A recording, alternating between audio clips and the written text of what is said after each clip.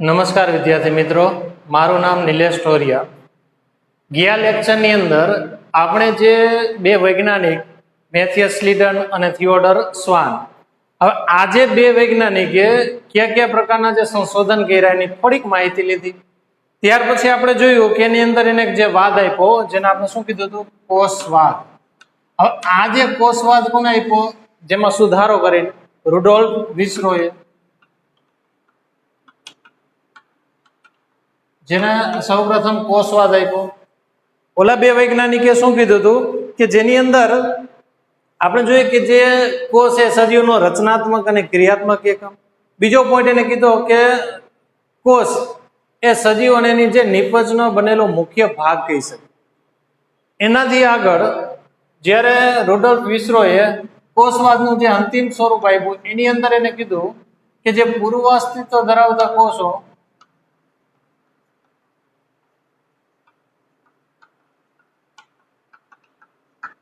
કે જે પૂર્વ અસ્તિત્વ ધરાવતા કોષોમાંથી જ નવા કોષનું શું થાય, નિર્માણ.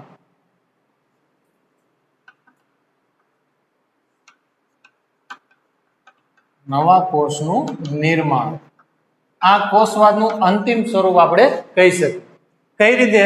ધારો કે પૂર્વ અસ્તિત્વ ધરાવતો એક કોષ છે, વિભાજન થાય એટલે એકમાંથી કેટલા કોષ બનશે? બે. તો આ બે જે નવા કોષ અને આ કેવો કોષ થઈ ગયો? પૂર્વ કોષ. તો જે નવા કોષનું નિર્માણ કેમાંથી થયું? પૂર્વ અસ્તિત્વ ધરાવતા કોષમાં. હવે ધારો કે આ બે કોષ છે, આ બે નું વિભાજન થાય તો આમાંથી બે કોષ, આમાંથી બે કોષ. તો આ જે નવા કોષમાંથી આ નવા બન્યા તો આ નવા કોષ થઈ ગયા. તો આના માટે કેવા થઈ ગયા? પૂર્વ કોષ. તો હંમેશા પૂર્વ કોષમાંથી નવા કોષનું નિર્માણ થાય. એ જે વાત વિસરોએ જે અંતિમ સ્વરૂપ કોષવાદનું જે અંતિમ સ્વરૂપ એને આપ્યું એની અંદર એની જે માહિતી આપેલી. રેડી? આટલા મુદ્દા આપણે ગયા લેક્ચરની અંદર જોઈ ગયા. હવે આ લેક્ચરની અંદર આપણે શું જોવાનું હોય? કોષનું વિહાંગ અવલોકન. હવે કોષનું વિહાંગ અવલોકન એટલે શું એ સમજી. પેલા વિહાંગ અવલોકન. વિહાંગ એટલે શું કે જે સપોઝ ધારો કે આકાશમાંથી નીચે જે જોવામાં આવે, ઉપરથી નીચે જોવે ને એને શું કે વિહાંગ અવલોકન. મતલબ શું કે આખી જે માહિતી લઈએ, ધારો કે આકાશમાંથી નીચે જોવે મોરબીનો એરિયો આખો, તો એ શું થઈ ગયું? કોષનું વિહાંગ અવલોકન. હવે એ ડીપની માહિતી તો ન મળે. કેમ કે મોરબીની અંદર એક સામાકાંઠા વિસ્તાર, એ સામાકાંઠા વિસ્તારની અંદર એક જે સ્કૂલ, એ સ્કૂલની અંદર કેટલા ક્લાસ, એ ક્લાસમાં કેટલા વિદ્યાર્થી અભ્યાસ કરે, એ માહિતી તો આપણને આકાશમાંથી મળે નહીં. તો એના માટે આપણે પ્રોપર એ ભાગમાં જવું પડે. તો ખાલી ઉપરથી આપણે ખાલી એક સ્ટ્રક્ચર જોવા મળે કે આટલી આટલી બિલ્ડિંગ આ જગ્યાએ છે, આ એરિયો આટલી છે, આ વિસ્તાર અહીંયા જોવા મળે, બસ આટલી ઉપરની જે માહિતી મળે ને એને શું કહેવાય? કોષનું વિહાંગ અવલોકન. તો આવું જ વિહાંગ અવલોકન આપણે શેમાં જોવાનું? કોષમાં. તો એના માટે તમે સપોઝ ધારો કે આગળના ધોરણની અંદર એના પ્રયોગ કરેલા હશે કે જે વનસ્પતિ માટે આપણે કેનો અભ્યાસ કરી? ડુંગળીના કોષનું. ડુંગળીના જે વચ્ચેનો ફાડ કરી ભાગ લઈ જે મિથિલિન બ્લુ અભિરંજક નાખી અને એને માઇક્રોસ્કોપમાં જોઈ તો એની થોડીક આપણને સ્ટ્રક્ચર જોવા મળે. હવે એની અંદર કઈ કઈ અંગિકા શું આ માહિતી આપણને મળે નહીં. એ શું થઈ ગયું? કોષનું અવલોકન, વિહાંગ અવલોકન.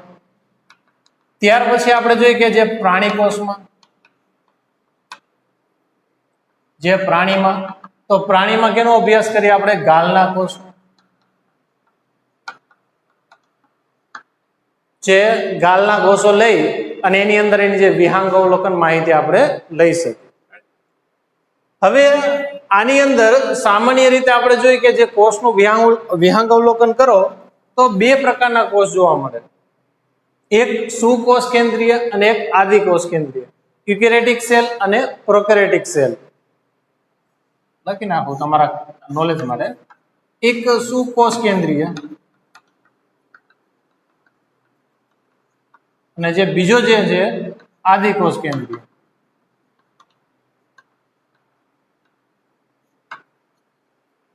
ઇક્યુરેટિક અને પ્રોકેરેટિક સેલ આપણે કહી શકીએ. જે એનસીઆરટી ની અંદર સુકોષ કેન્દ્રની બાજુમાં ઇંગ્લિશ નામ લખેલું છે એટલે ખાસ મેન્શન યાદ રાખજો. એક સુકોષ કેન્દ્રીય અને બીજો આદિકોષ કેન્દ્રીય કોષ. હવે આ બેમાં તફાવત શું? મેન એનો જે મુખ્ય તફાવત તમે કહી શકો કયો? કોષ કેન્દ્ર પટલ. સામાન્ય માહિતી આપણે લઈ લીધી હતી કે એક કોષ હોય, એની અંદર એક ટપકું, જેને આપણે શું કીધું હતું? કોષ કેન્દ્ર. ત્યાર પછી એની આજુબાજુ જે આવરણ આપેલું એને ક્યાં શું નામ આપણે કીધું હતું? કોષ રસ પટલ. તો હવે આની અંદર આ જે બે પ્રકારના કોષ હોઈ શકે. હવે જે કોષ છે, હવે કોષની આજુબાજુ આવરણ હોય તો એને શું કહેવાય? સુકોષ કેન્દ્રીય. આવરણ નથી તો આદિકોષ કેન્દ્રીય. જોઈ લે આપણે એ જ કોષ લઈએ આપણે, અહીંયા બીજો કોષ લઈ. હવે એની અંદર અહીંયા કોષ કેન્દ્ર. હવે આ જે કોષ કેન્દ્રની આજુબાજુ અહીંયા એક આ વધારાનું આવરણ હોય, આમાં એ આવરણ ગેરહાજર. આવરણ હાજર તો એ કોષને શું કીધું? સુકોષ કેન્દ્રીય કહી શકીએ. જેમાં આવરણ ગેરહાજર તે બધાને આદિ કોષ કેન્દ્રીય, સોરી, તેની અંદર આપણે શું કહી શકીએ? આવરણ ગેરહાજર. આવરણ ગેરહાજર તો એની અંદર આવરણ જોવા મળે નહીં. રેડી? તો આ થોડીક માહિતી આપણને ખ્યાલ આવી જાય કે જે કોષની અંદર અલગ અલગ આપણે જે માહિતી લઈ શકીએ. તો આ બે પ્રકાર થઈ ગયા, પટલ હાજર તો સુકોષ કેન્દ્રીય, પટલ ગેરહાજર તો આદિ કોષ કેન્દ્રીય આપણે કહી શકીએ. હવે આનાથી આગળ જોઈ તો આ બે કોષ છે, તો એ બે કોષની અંદર એક તરલ રસ પ્રવાહી હશે. પ્રવાહી વાળો જે ભાગ હોય, આધારકનો જેનો ભાગ રાખવાનું કામ કરે, તો એની અંદર તમે જુઓ કે આ રીતનો પ્રવાહી જેવો ભાગ જોવા મળે. બંનેની અંદર જે પ્રવાહી જેવો ભાગ જોવા મળે. હવે પ્રવાહી જેવો ભાગ એટલે શું? આપણે રસ કહી શકીએ. પણ એ રસ કેની અંદર હે? કોષની અંદર હે. તો એનું જે નામ આપણે શું કહી શકીએ? કોષ રસ. અને એ રસની આજુબાજુ એક આવરણ હે, પટલ હે. પણ કેની આજુબાજુ? કોષ રસની આજુબાજુ. તો એ પટલને શું નામ આપ્યું? કોષ રસ પટલ. ક્લિયર? અને આખા ભાગને આપણે શું કીધું હતું? અહીં કોષ. કોષ એની અંદર પ્રવાહી અને કોષ રસ પટલ. પ્રવાહીને આધાર આપતો ભાગ, પ્રોટેક્શન કરતો ભાગ એક પટલ, તો એને શું કીધું? કોષ રસ પટલ. ક્લિયર? હવે આનાથી આગળ જોઈ કે નોર્મલી આ બે કોષ છે, એક સુકોષ કેન્દ્રીય કોષ અને બીજો આપણે કઈ આદિ કોષ કેન્દ્રીય કોષ.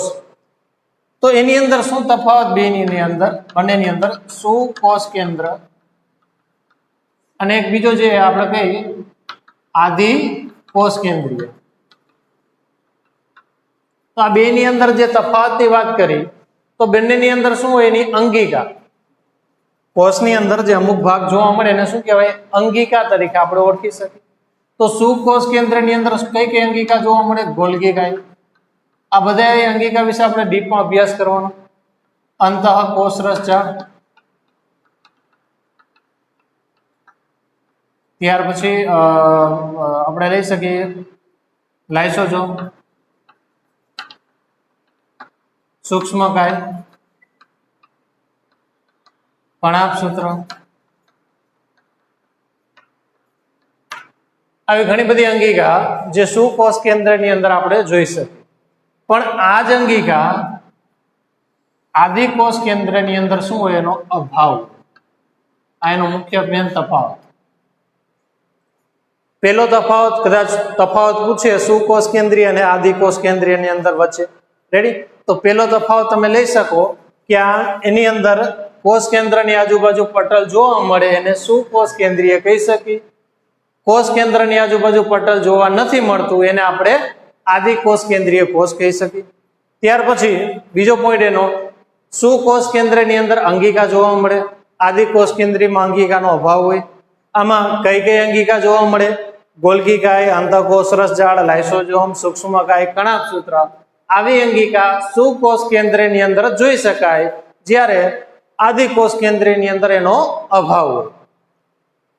બધી અંગિકા અભાવ ન હોય પણ એક અંગિકા છે જે બંનેની અંદર કોમન જોવા મળે તો કઈ લઈશું આપણે?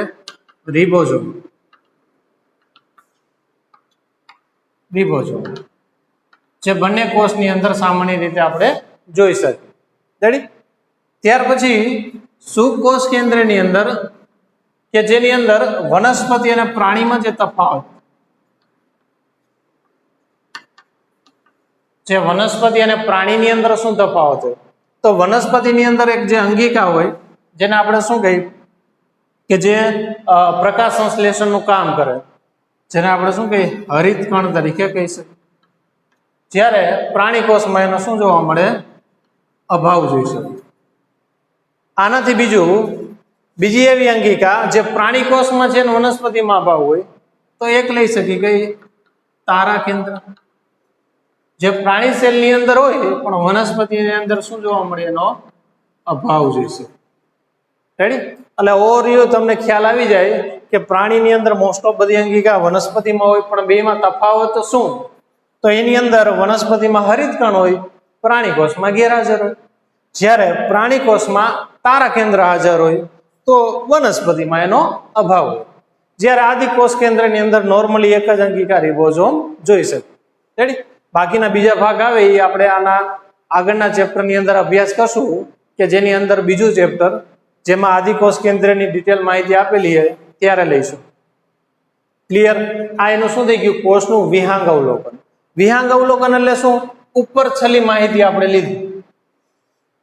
કોષ હોય, કેન્દ્રની આજુબાજુ પટલ હોય તો સુકોષ કેન્દ્રીય ગેરહાજર તો આદિ કોષ કેન્દ્ર. હવે આની અંદર આપણને ખ્યાલ જ છે બે જે કોષ કેન્દ્રની અંદર જે એક આનુવંશિક ભાગ જોવા મળે કે જેને આપણે શું કીધું? ડીએનએ.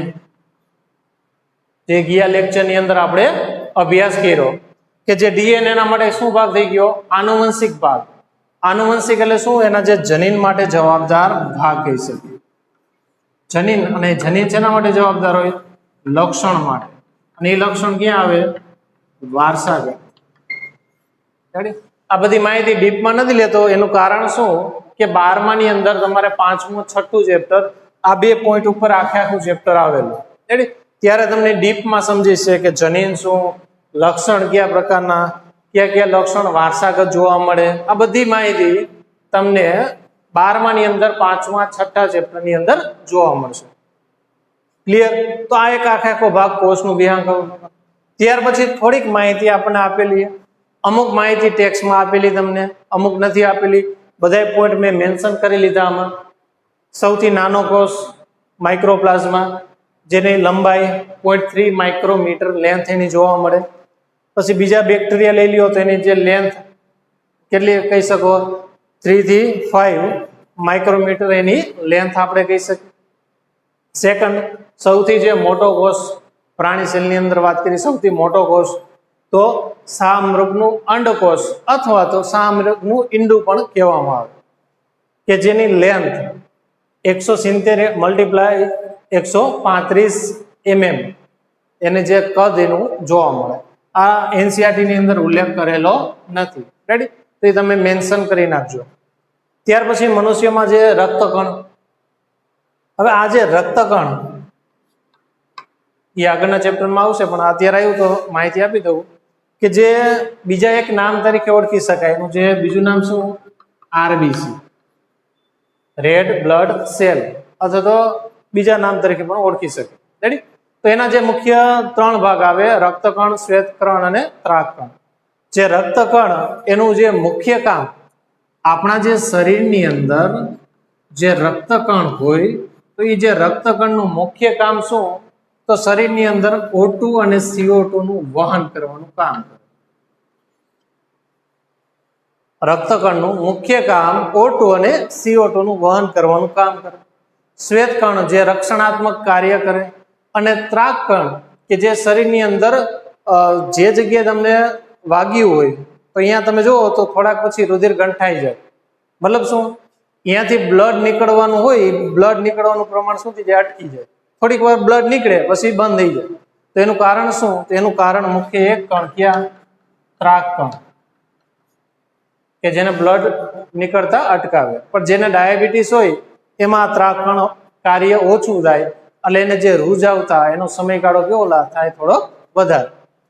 ત્યાર પછી આ માહિતી આપણને આપેલી નથી, પણ વનસ્પતિમાં એસિટેબ્યુલારિયા જે એક પ્રકારની લીલ છે એની અંદર એના જે સેલની લેન્થ 10 સેન્ટીમીટર કોષની એની લંબાઈ જોવા મળે. તો આ તમારા નોલેજ માટે પ્લસ નીટની અંદર આમાંથી પણ ક્વેશ્ચન પૂછી શકે, તો એના માટે આપણે એની તમને માહિતી થોડીક મેન્શન આમાં કરીએ. ક્લિયર? તો આ સંપૂર્ણ માહિતી શું થઈ ગઈ આપણા કોષનું વિહંગ અવલોકન, કે કઈ રીતે જે કોષ એની જે અંદર કયા કયા પ્રકારના ભાગ જોવા મળે, કઈ કઈ અંગિકા હોય, અમુકમાં અંગિકા હોય તો અમુકમાં નથી, કેમાં અંગિકા છે કેમાં નથી, કેમાં બે સમાન અંગિકા, વનસ્પતિમાં કઈ અંગિકા છે કઈ અંગિકા નથી, પ્રાણીમાં અંગિકા છે કે નથી. ત્યાર પછી દરેક જે સેલ છે તો એ સેલની અમુક લેન્થ હોય, લંબાઈ હોય, અમુક સૌથી મોટા હોય તો અમુક નાના હોય. રેડી? તો એની માહિતી થોડીક આ મેન્શન આપણે કરીએ. રેડી? ત્યાર પછી આ એક પોઈન્ટ રહી ગયો આપણો, જે ચેતાકોષની સૌથી લાંબો જે કોષ છે આપણા શરીરની અંદર ચેતાકોષ. રેડી? એની જે લેન્થ કેટલી જોવા મળે 19 સેન્ટીમીટર આપણે કહી શકીએ. હવે જે ચેતાકોષ, તો ચેતાકોષ ક્યાં હોય? આમ જોઈએ તો આપણા આખા શરીરની અંદર શું હોય? ચેતાકોષ. અને એ જે ચેતાકોષનું મુખ્ય કામ શરીરની અંદર જે ઉર્મિવેગ એટલે એક પ્રકારનો શું થઈ ગયો? સંદેશો. થોડીક માહિતી આપી દઉં તમને. તમે જુઓ કે કોઈ પણ વસ્તુ ગરમ વસ્તુ નેડો તો અનુભવ થયો કે આ ગરમ છે. હું જે બોલું તમે સાંભળો, એક પ્રકારનો અનુભવ થયો. સમજાય? ત્યાર પછી તમે ઠંડી વસ્તુને અડો તો તમને અનુભવ થાય. મતલબ તમે જે વસ્તુનો અનુભવ કરો એ એક પ્રકારનો શું હોય? ઉર્મિવેગ, સંદેશો. હવે એ અનુભવ સંદેશો ક્યાં જાય? આપણા મગજમાં, અમુક કરોડરજ્જુમાં જાય. ત્યાર પછી એનું અર્થઘટન થાય, અર્થઘટન થઈને પછી એનો પ્રત્યુત્તર મળે. તો આખી જે ચેનલ, સંદેશો લેવો, મગજને પહોંચાડવો, અહીંયા અર્થઘટન કરી પાછું પ્રત્યુત્તર આપવો, આ બધી માહિતીનું વહન કરતો ભાગ લગ્યો આપણો ચેતાકોષ. એના દ્વારા જ આખી માહિતી થાય. બીજું ઉદાહરણ લઈ કે જે નોર્મલી તમે અનુભવ કર્યો જ હશે કે તમે ચાલતા હોય, નીચે કાંટો હોય, જ્યારે પગ આવે તરત જ એ પગ લઈ લે, તો આપણને ખબર કઈ રીતે પડી? તો કાંટો લાગ્યો એની જે સંવેદના વહન કરવાનું કામ કોણ કરશે? ચેતાકોષ. રાઈટ? એનું પણ એક આખું ચેપ્ટર છે, ત્યારે આપણે ડીપમાં લઈશું. આની અંદર આપણે ખાલી ઓવરવ્યુ જોયો કે જે કોષનું વિહંગાવલોકન કયા કયા પ્રકારનું જોવા મળે. હવે આના પછીના લેક્ચરની અંદર આપણે કેના વિશે અભ્યાસ કરશું? આદિકોષ કેન્દ્રીય કોષ. કે જે આદિકોષ કેન્દ્રીય કોષની સંરચના કયા પ્રકારની હોય, કેટલા કેટલા લેયર હોય, એની અંદર જે શક્તિનું ઘર કે મતલબ એટીપી ઉત્પન્ન કરવા માટે કઈ અંગિકા હોય. પ્રાણીમાં તમે કહી શકો કે જે શક્તિ માટે કોણ હોય? કણાભસૂત્ર. જ્યારે આદિકોષ કેન્દ્રીયમાંથી તો અભાવ છે, તો એ અભાવ હોય તો એની અંદર અમુક એવો ભાગ તો હોવો જોઈએ ને કે જેની અંદર એટીપી મતલબ શક્તિ ઉત્પન્ન કરવા માટે જવાબદાર કહી શકો. તો એની અંદર એવો કયો ભાગ હોય કે જે એની અંદર શક્તિ ઉત્પન્ન કરે? તો આ બધી માહિતી આપણે આના પછીના લેક્ચરની અંદર આદિકોષ કેન્દ્રીય કોષ વિશે અભ્યાસ કરશું.